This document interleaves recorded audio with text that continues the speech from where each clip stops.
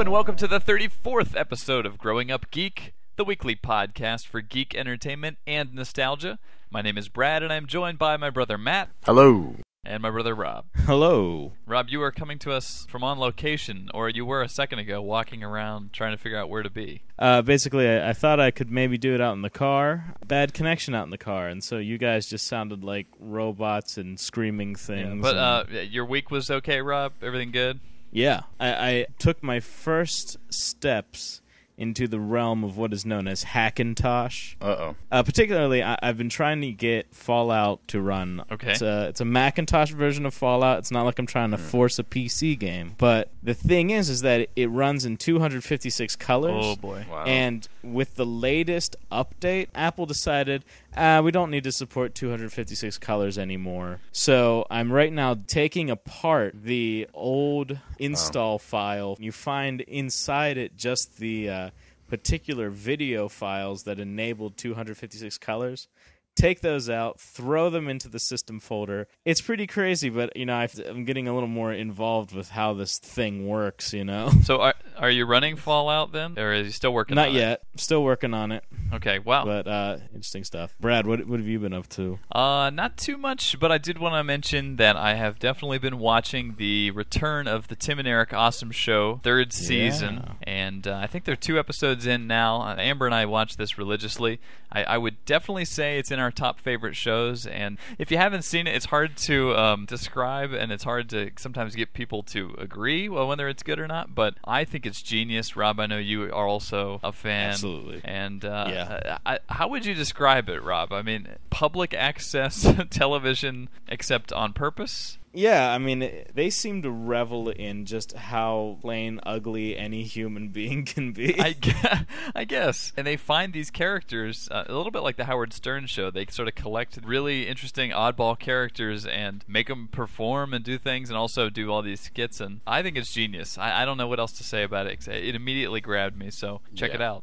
But yeah, show. That's how I've been spending my days.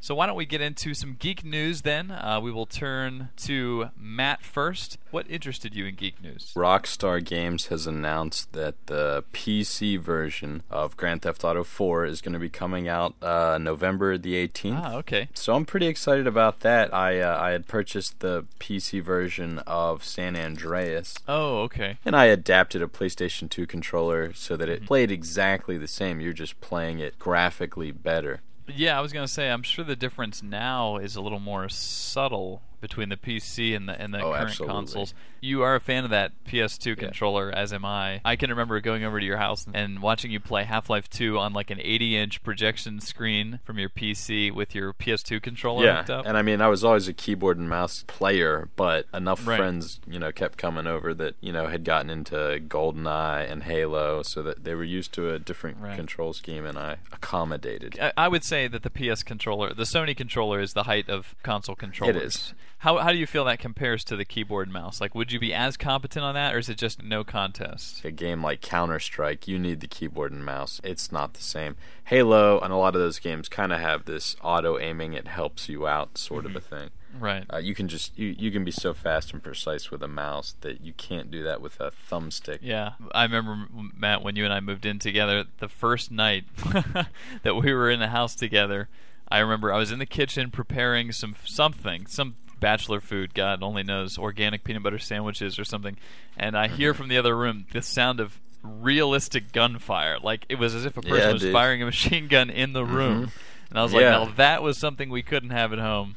And it was Counter-Strike loaded up with those awesome realistic sounds. But sounds good. So you're looking forward to the PC version. Do you think you'll buy this, even though you already have the PS3? Yeah, I'll probably wait and see. The other interesting thing about the PC versions is that they were the most easily modified. You could add, your own cars and... Rob, have you beaten GTA 4 yet? No, I've gotten pretty far. I mean, I'm on like the 3rd island, like everything's unlocked. Right. I know Matt showed me the modding he had back when he had Vice City or San Andreas on the PC, and yeah, that's actually kind of cool. I don't know I'm not gonna get it because I have a Mac, but well, Rob, did you put the codes in on the console version? Like, nah, man, codes are for chumps. I don't mess around with I'll that. take a moment to respond to that, if I may. Yeah, go ahead. Okay. Yeah, we have 2 profiles on my PlayStation 3, one for Mark and one for me. And if you just have like a party atmosphere of people over, and you don't necessarily want to watch people play missions, it's fun to have the codes. Totally. It seems like a lot of people are telling me that they load up GTA when people come over, but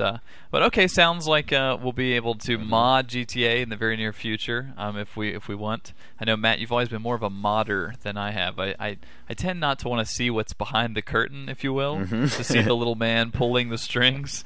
So very cool. And I will turn to you, Rob, now. What interested you this week? I gotta just say, I mean, something that caught my fancy was some fighting words coming from Penny Arcade. Okay.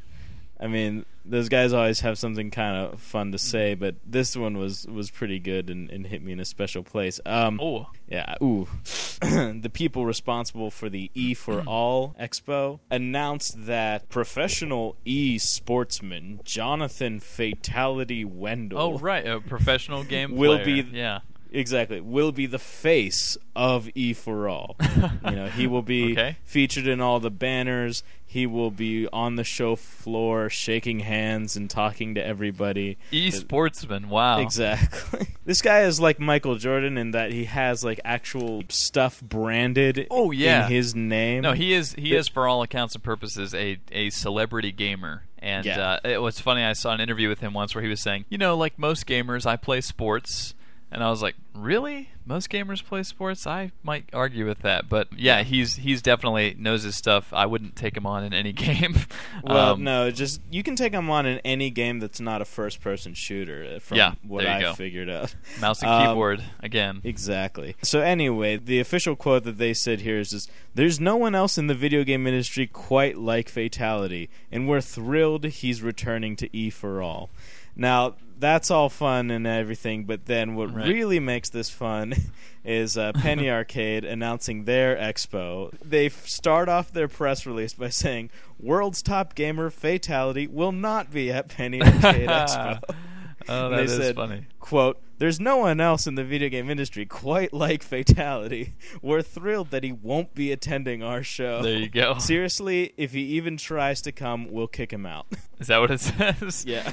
That's one way of handling it. And, they're so large of a conference that they can afford to do stuff like that. Yeah. And Penny Arcade is all about the gamers themselves, so it's not really about the developers or the celebrities, which is why it consistently gets high praise. Yeah. And I will never get a chance to attend because it's all the way on the West Coast. Actually, they're going to do an East Coast version. I just saw that in New York, so maybe I will have a chance to attend. Maybe. Sounds good to me. I think we will now move to our main topic of discussion. What do you say? I say yeah. So this week we're going to be talking about the Teenage Mutant Ninja Turtles. Oh yeah. TMNT, Heroes in a Half Shell. Turtle Power.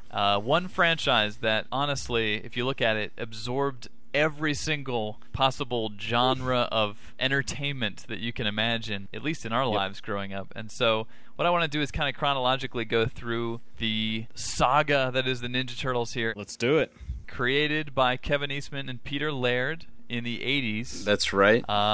They are now multi-million billionaires. Yeah, that's right. But they were not, obviously, at the beginning. In fact, this whole thing sort of started off as kind of a joke. Yeah, that's what I heard, too, that they were looking to parody some famous comics of the 80s, including Ronin, which, was some sword ninja stuff, Daredevil, which was, I guess, Frank Miller doing Daredevil, which is that really dark, climbing the rooftops at night stuff. Yeah, they were kind of poking fun at some of those, and one of them drew a crazy picture real quick and slid it across the table and was like, "Check this out, Teenage Mutant Ninja Turtles." The name sounds like a joke, it's like you don't hear that, and I mean, see, now you hear it and you think, oh, whatever thoughts come to mind, but at the time, it sounds like a trauma movie. It sounds like a B Toxic flick, Avenger. Exactly. Yeah. Yeah, and it was just intended to have that kind of cheesy sound, but it's funny how serious it has become since then. But yeah, so obviously these two start the comic. Yeah, they self-publish it. There's only like 3,000 copies of the original first publication. Right. Black and white at first, and then later there's a series that runs. And actually, we have collected graphic novels. I know, Matt, that you definitely have read some of those. And I was only 3 years old when the first issue of Ninja Turtles came out. Right. And I think most kids who got into Ninja Turtles in the 80s never read the comics. And the comics, I want to say up front that the comics are actually quite a different animal. They are much more adult. Yeah. There's a lot more violence. Yeah. Yeah. The Ninja Turtles in the comics all have red masks. They drink warm beer. They fight real ninjas. The foot soldiers of the comics are actual people, and they slice them up. I mean, if you've noticed the weapons of choice for the Ninja Turtles, then you'll quickly be able to tell that those weapons can do damage, and they do in the original comics. Absolutely. But that's not the experience that millions of kids received in the 80s. Yeah, and I guess it's owed largely to the licensing director of Kevin Eastman and Peter Laird, and he got in with Hasbro, or was it Hasbro? No, it wasn't Hasbro. It's Playmates, I think. He got in with Playmates, which, no, not those Playmates, but the toy company, and that alongside the cartoon is what really pushed the popularity of the Ninja Turtles. But some changes were definitely made. So at this point, I think it's fair to say, favorite Ninja Turtle. That's easy. Donatello. There you go, Matt. It's going to be Leonardo, I guess. And I'm a Michelangelo man myself. Yeah, you're a Michelangelo man. I would say, as I've gone on in years, Leonardo was the one that initially appealed to me. Yeah. But I also do appreciate Raphael for his complexity. He ultimately has the most overt character development and all that stuff. Yeah, he's the troubled one. I can just remember the first time we were. I think one of you was explaining Ninja Turtles. Oh yeah. To me, and you were listing off the Ninja Turtles, but you had the names all mixed up. You're like, yeah, there's Raffatello and Leotello and Donatello. I think I have to take the blame for that. I had misinformation from school. Oh yeah. I mean, early. Well, this is the pre-internet days. We just had whatever scraps of information that we could gather together. And now everybody has full blogs of misinformation going on. Yeah, so we discovered a lot of this with most people with the cartoon, and some definite changes were made. Obviously, the colored masks that we now know were added. The foot soldiers were no longer ninjas, but they were replaced by robots. And there were new characters. Nobody cares if a robot is dismembered. That's right. It's kind of sad. Yeah. I thought this was interesting. Baxter Stockman was actually a black character in the comic, and they changed him because they were afraid that his subservience to Shredder would look like racism. Sure. So they changed him to a white character who mutates into a fly. Yeah. Which I don't know where that came from, but and then you had Krang, who was inspired by a character in the comics, and Bebop and Rocksteady. Exactly. Right. Now, Bebop and Rocksteady were not in the comic books, and I remember when we saw original. Yeah, I remember when we saw the second movie, thinking, why couldn't they have just done Bebop and Rocksteady instead of what they Toka and Razar? Yeah. But we'll get there in a second. We Before we get to the movies, Matt, you had a birthday, and I remember you got an enormous box full of the action figures. Yeah, absolutely. I remember one Christmas was devoted entirely to Ninja Turtles, and then I think the following birthday was as well. And I would have to say that throughout even my latter years, I've gotten different gifts from people for my birthday that are sometimes just little Ninja Turtle trinkets. This is a franchise that's definitely lasted. One of the best multiplayer arcade games at the time for everybody to gather around. That was a fine arcade game, yeah, absolutely. It was. I could always still hear the sound of shell shock from across the Chuck E. Cheese, you know? Yeah, there was a lot about it done right, in my opinion. Yeah, does anyone remember the one that was not quite done as right? The Tiger handheld version of Ninja Turtles, if you remember that long green thing. Yeah, it was more or less, an incredibly complex version of an LCD watch of the video game. And we did have a lot. I had Ninja Turtles, Double Dragon, and Batman. And I gotta say, as a shout-out, pre-cell phone era, I had that Batman game in a church, and it was like, let's all bow our heads. It was completely silent in the church, and my Batman game, I pressed the start button, and it real loud. It was like, this initializing your game. Batman's like, let's go. Yeah, but I mean, if it happened today, somebody would just assume it was a cell phone. Yep. If you wanted to annoy a congregation, you had to go out and buy a Tiger handheld system yourself. That's right. But this kind of leads into the late '80s and now the early '90s when the first feature film came out of the Ninja Turtles. And can you guys remember the initial shots that you saw? Oh man, it was just like the way we heard about the mythology and the story of Teenage Mutant Ninja Turtles and had it all skewed. It's Brad brings me like something that's been cut out. It's just a scrap, and it's got Leonardo on it. I remember we were in the cafeteria. This kid had the side of like a granola bar box or something that was advertising the movie, and I asked him, I begged him to cut that picture out. It was of Leonardo meditating under a tree. And it was, it was the real shot from the film. The guy in a suit, I wasn't sure how it was going to happen, what it was going to look like, but it did not disappoint, man. Whenever Raphael or whatever jumps out, like you see their shadows, and then he just jumps, and then bam, he's on stage. Like, holy crap, that's a live, real Ninja Turtle. Well, that's what they went for, and I got to give props to the film for really adapting the Eastman and Laird story from the graphic novel pretty closely into the film, including curse words. No, I agree. It's worth mentioning Steve Barron directed that movie. He also directed Coneheads. Okay. But apart from that, he'd done a ton of music videos, including a-ha's Take On Me. Oh, nice. Awesome. Yeah, nice. dude. A lot of Toto's Africa, a lot of these other ones, Ninja Turtles, and he did a real good job. He did indeed. Props to him, and that led into the not-so-serious sequels, which I even felt the design of the characters got progressively more and more cartoony. It was weird. It was like, why spend money to redesign the masks? Yeah. If it isn't broke, don't fix it. But I swear, in the second movie, their eyeballs are bigger and cartoonier. They are. By the third one, they were completely round. Yeah, there's next to no real choreography for the fights. If you watch some of those scenes, it's like the Ninja Turtles are like chatting without anybody attacking them. And then it's like one jumps on a chair. Yeah, but there was plenty of choreography for the Vanilla Ice song that they interrupt. Now that's a moment that has not dated as well, which does bring us up to the musical element of Ninja Turtles. Yeah, and, I can still recite the Turtle Power rap word for word.